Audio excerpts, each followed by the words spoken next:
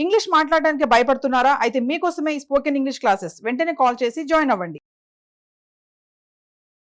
నమస్తే రమగారు. నమస్తే జయ. రమగారు, ఏదైనా మంచి స్టోరీ చెప్తారా?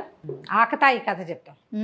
కొంతమంది ఉంటారు, వాళ్ళకేం పెద్ద దాని మీద రాబడి ఉండకపోయినా ఇతరులను ఏడిపించుకు తినేవాళ్ళు, వేళాకోళం చేసేవాళ్ళు, ఏడిపించుకు తినేవాళ్ళు, ఏమనాలి టక్కరితనంతో మోసగించేవాళ్ళు, ఎరకాటల్లో పెట్టేవాళ్ళు, ఇలా తమాషాగా ఉంటారు. చందమామ కథల్లో కథ ఎప్పుడో చదివాను నేను. అది చెప్తామా వద్దా అని ఆలోచించి ఊరుకున్నా. ఎందుకు రమగారు? గుర్తొచ్చింది. ఎందుకు వద్దనుకున్నా? ఆకతాయి కదా ఎందుకన్నా? అది నేర్చుకుంటారట.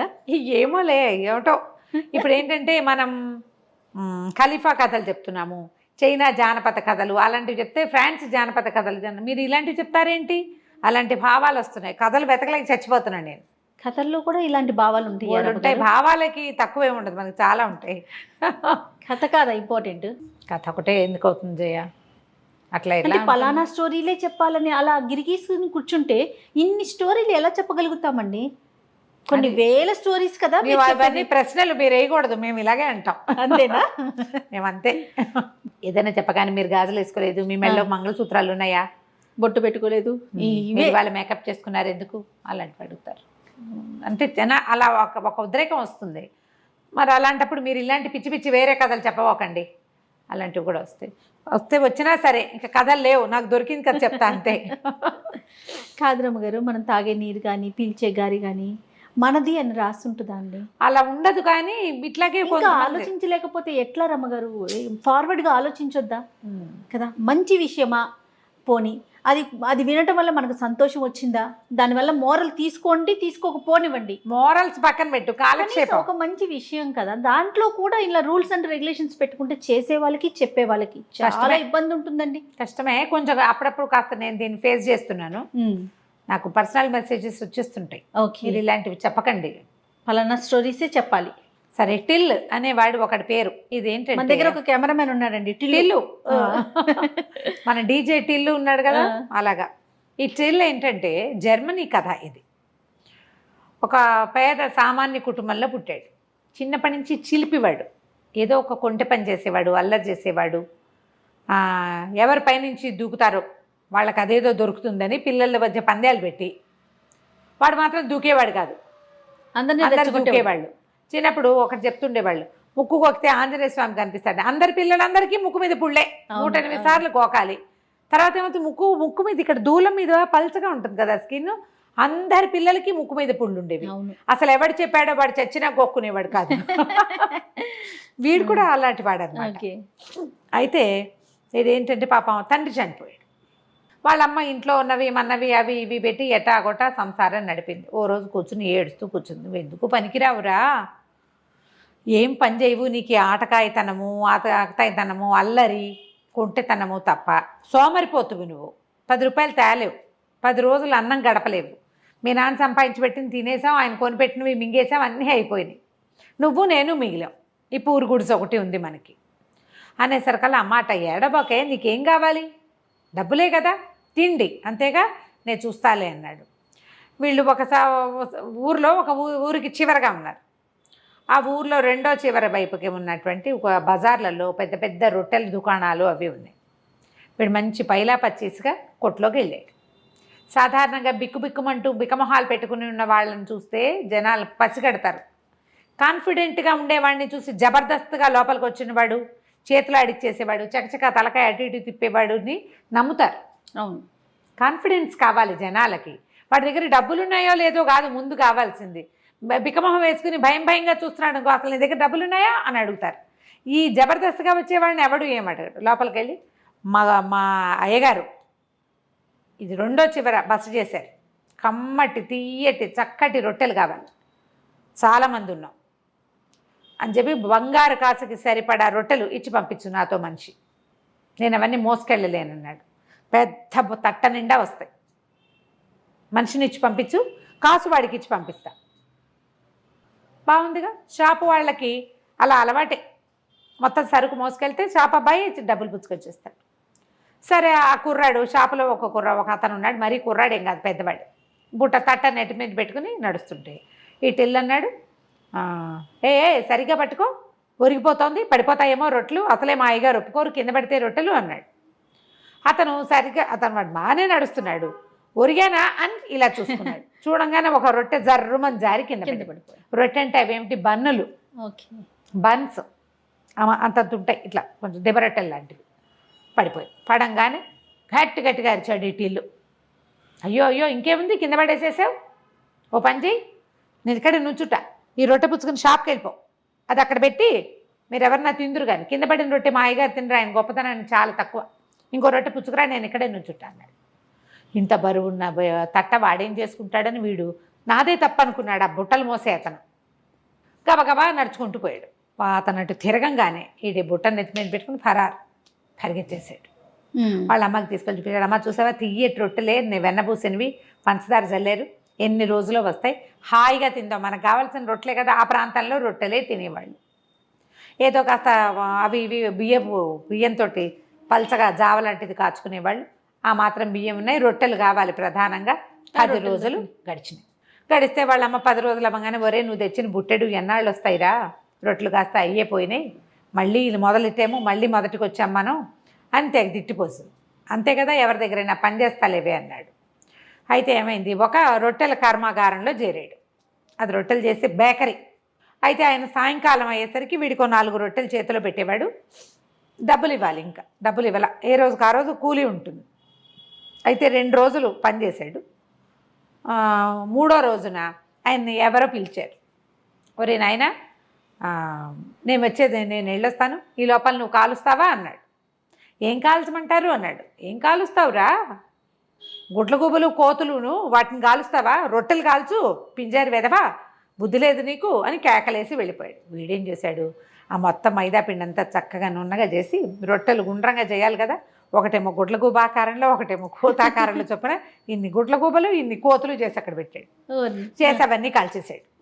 ఆ యజమాని వచ్చాడు. వచ్చి చూసేసరికి ఏముంది, గుడ్లగూబ ఆకారంలో కొన్ని రొట్టెలు, కోతాకారంలో కొన్ని రొట్టెలు. హాత్ తేరి అని ఆయన అరిచర్చి పోటాడండి. మీరే కదండి చెప్పారు కోతులు గుడ్లగూబలు కాల్చమన్నారు, ఎవరికైనా ఆర్డర్ ఉందేమో నేను కాల్చాను అన్నాడు. అనగానే ఆయన తెగదిట్టిపోసి, పిండి డబ్బులు పెట్టు, అక్కడ పెట్టు, నువ్వు నీ రొట్టెలు నువ్వే పట్టుపో, ఏం చేసుకుంటే అది చేసుకో పెదవా అని తెగదిట్టాడు. తిట్టేసరికల్లా వీడేం చేశాడు, వాడి దగ్గర ఏదో కొద్దిగా చిల్లర పైసలు, మీరు నాకు 2 రోజులు కూలీ ఇవ్వాలిగా, ఆ కూలీ డబ్బులు మినహాయించేసుకోండి ఈ పిండికి, ఇంకేదో ఒక పావలాన 10 పైసలు ఉంది, పావలా కూడా ఉంచుకోండి అని ఆ 2 బుట్టల్లో ఇన్ని గుడ్లగూబ రొట్టెలు ఒక దాంట్లో, కోతి రొట్టెలు ఒక దాంట్లో పుచ్చుకుని పోయాడు. వాటి మీద పంచదార జల్లించుకుని వెళ్ళి ఏం చేశాడంటే, బిస్కెట్లు లాంటివి అనమాట, అవి అంతంతవి చేస్తారు, నాన్స్ అవి ఉంటాయి కదా, నాన్ రొట్టి అంటారు వాటిని. అక్కడి నుంచి వెళ్ళి ఒక చర్చి దగ్గర బయటకు వచ్చినాడు. కోతులు కావాలా, గుడ్లగూబలు కావాలా, కోతులు కావాలా, గుడ్లగూబలు కావాలా అని అరుస్తూ. పిల్లలు సరదా పడతారు ఆ బొమ్మలు చూసి. కొంతమంది కొనుక్కున్నారు. ఇంచుమించుగా ఖర్చు అయిపోయినాయి. డబ్బులు చేతిలో పుచ్చుకుని ఇంటికి వెళ్ళిపోయాడు. జనం అంతా తెగ నవ్వారు. ఎట్లా చేసావురా, ఏం చేసావురా అని అడిగితే, ఒక గదిలో ఒక కొట్లో చేరానండి, ఆయన కోతులు కాలుస్తావు గుడ్లగూబలు కాలుస్తావు అన్నాడు, 2 కాల్చి చూపించాను అన్నాడు. ఏదైనా రొట్టె పిండే కదా, అంతేగా. అంటే కోతుల్ని గుడ్లగూబల్ని ఇనాస్పీషియస్గా ఫీల్ అవుతారు, అపవిత్రమైన వాటి. పిల్లలకి సరదాగా ఉంటుంది, బొమ్మలు కొనుక్కుంటారు కదా, అట్లా శుభ్రంగా తినేశారు. ఇలాంటి పనులు ఎన్ని చేసేవాడో అటిల్లు.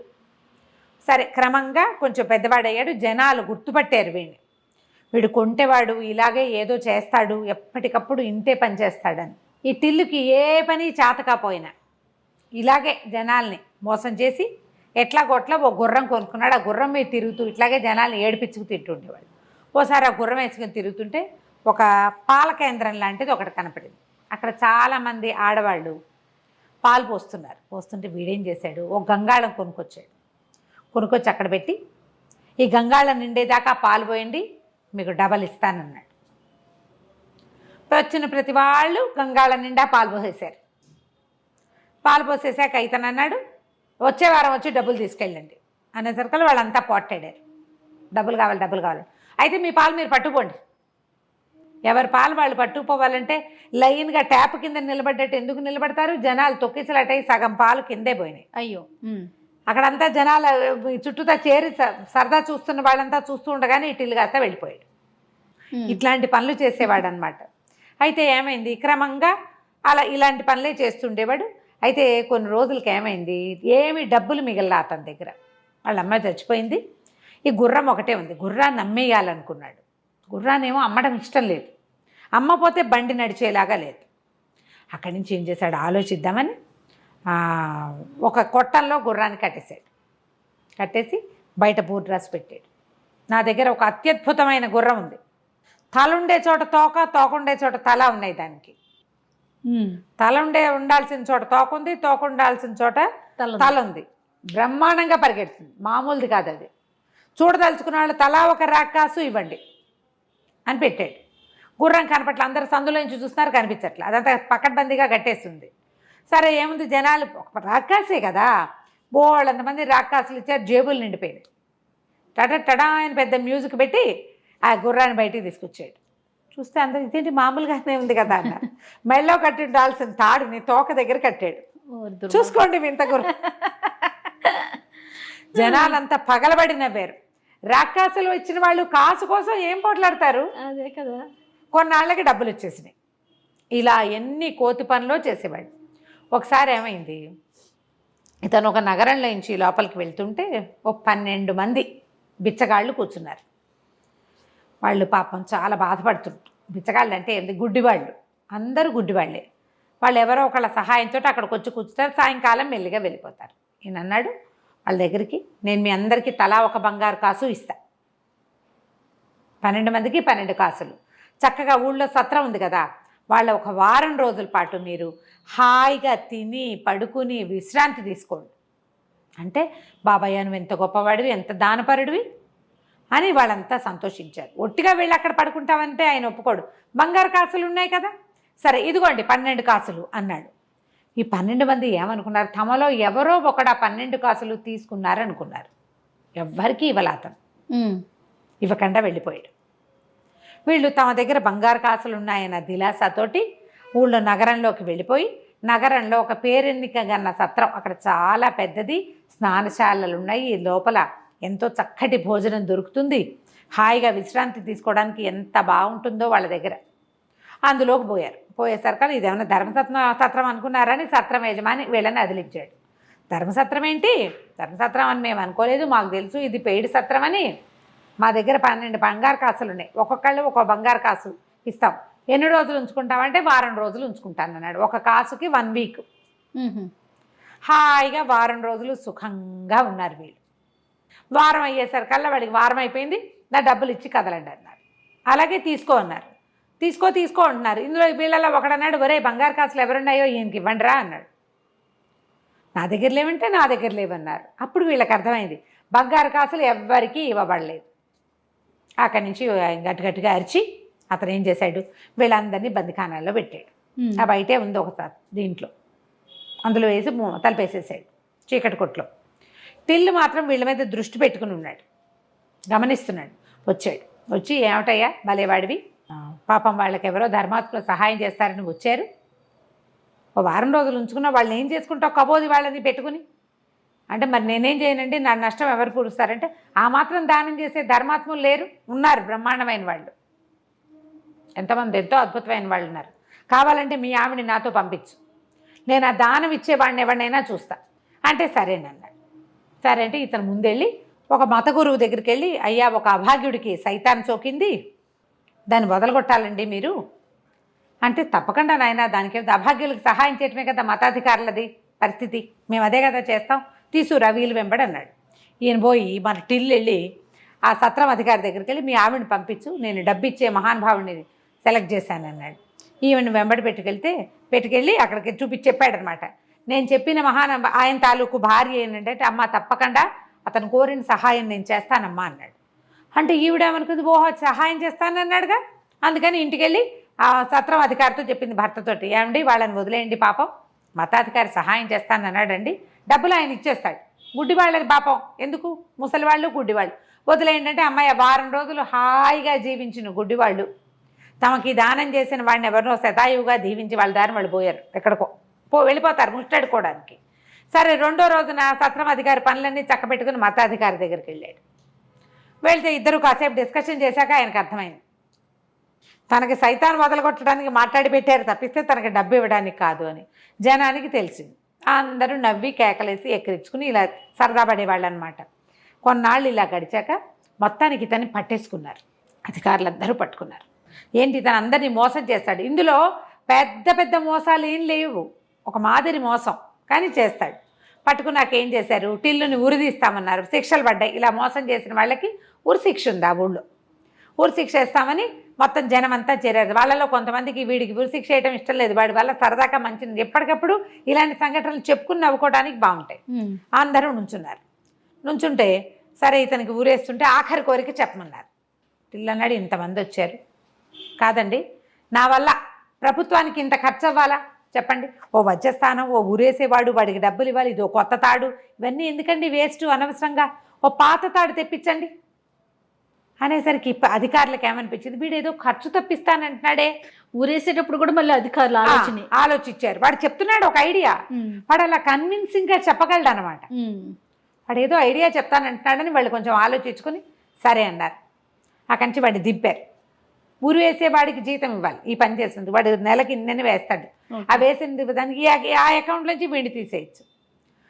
కొత్త తాడు కూడా వేస్ట్ అవ్వదు, తాడు తీసి పక్క పెట్టి ఓ తాడు తెప్పించారు, కిందకి దింపారు, ఆ తాడు చేతికి ఇచ్చారు. సరే అన్నారు. అనేసరికి అలాగేనండి, నాకు అవకాశం ఉన్నప్పుడు చేయి తీరిగిన అయినప్పుడు ఈ పాతోడితోటే ఊరేసుకుంటారని జంపు. అలా పారిపోయేవాడు అనమాట. ఆఖరికి అతను చనిపోయేటప్పుడు కూడా ఈ రాజ్యం నాకెంతో మేలు చేసింది, నా మొత్తం యావదాస్తి రాజ్యానికి రాస్తున్నాను అని వీలునామా రాసి చచ్చిపోయాడు. సూపర్. రాజ్యానికే తన డబ్బంతా ఇస్తానన్నాడు, ఇంతమందిని మోసం చేశాడు, వాడి దగ్గర కోట్లు ఉంటాయని సకల రాజమర్యాదలతోటి అతనికి అంత్యక్రియలు చేసి ఆయనకు పెద్ద సమాధి కూడా కట్టారు. అవన్నీ అయిన తర్వాత ఆయన బాక్సులు ఓపెన్ చేస్తే అందులో కంకర రాళ్ళు ఉన్నాయట. చనిపోయేటప్పుడు కూడా తమాషానే, ఆకతాయితనంతో చేశాడు. ఇలా కొంతమంది కనిపిస్తారు. కథలు కొన్ని సరదాగా ఉంటాయి, సరదాగా వినడానికి అంతే బాగుంటుంది. వేరే దేశం వేరే జాతివా అన్న ఆలోచన చేయబోకండి. రైట్. నమస్తే. నమస్తే.